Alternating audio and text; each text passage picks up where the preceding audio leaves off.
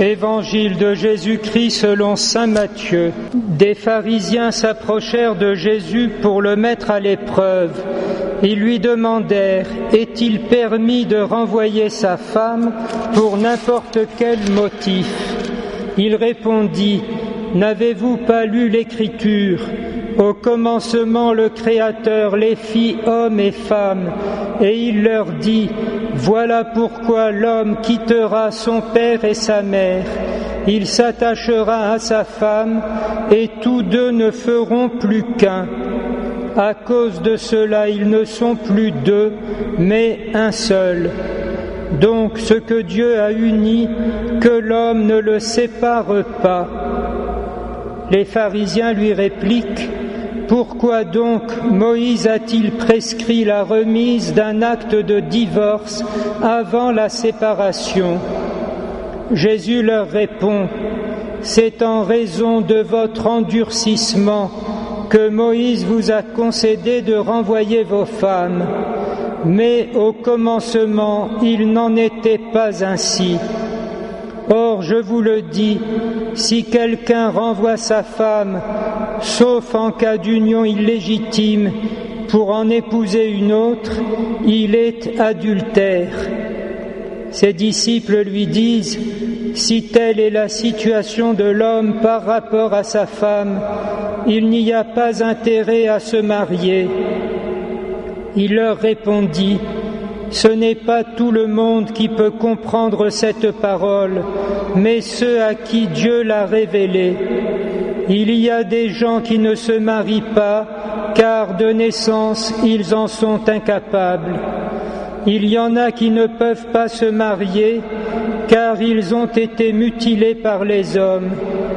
Il y en a qui ont choisi de ne pas se marier à cause du royaume des cieux.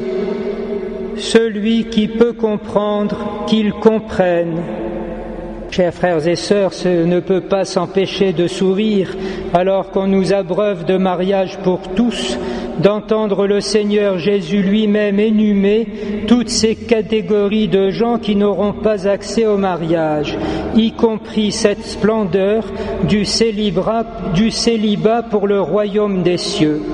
Malheureusement, en effet, peu peuvent le comprendre et de moins en moins, étant donné non seulement l'ambiance de culture de mort, mais une législation de plus en plus coercitive qui s'impose à la société civile de la part d'un pouvoir qu'on ne peut plus ne pas juger complètement illégitime.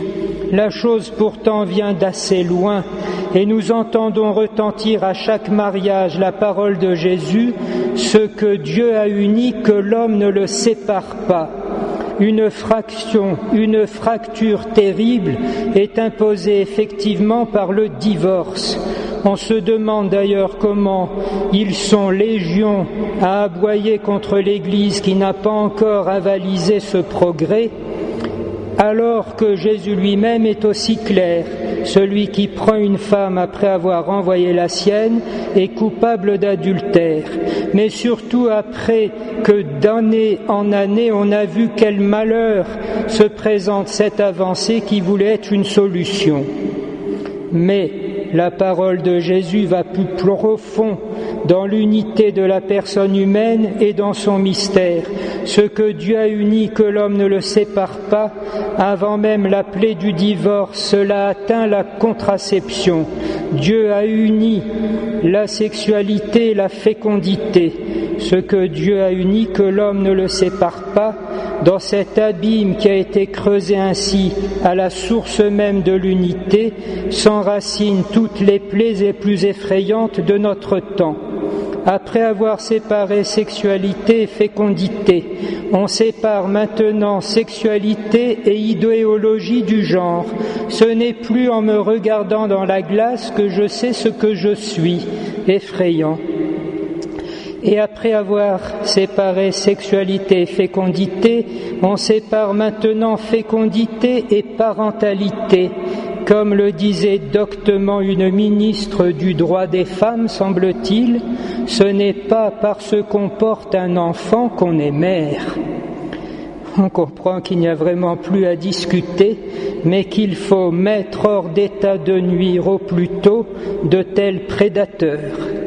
Puissent ces armées qui se lèvent pacifiquement et ouvertes aux forces de l'esprit découvrir aussi jusqu'à quel combat concret nous sommes peut-être appelés.